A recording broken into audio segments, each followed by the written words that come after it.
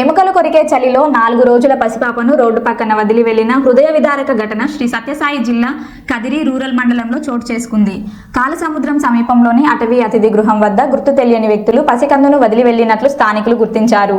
పాప ఏడుపు శబ్దాలు వినిపించడంతో అప్రమత్తమైన స్థానికులు వెంటనే పోలీసులకు సమాచారం అందించారు. సమాచారం అందుకున్న కదిరి పోలీసులు ఐసీడీఎస్ సిబ్బందితో కలిసి సంఘటన స్థలానికి చేరుకుని పసికందును కదిరి ప్రభుత్వ ఏరియా ఆసుపత్రికి తరలించారు.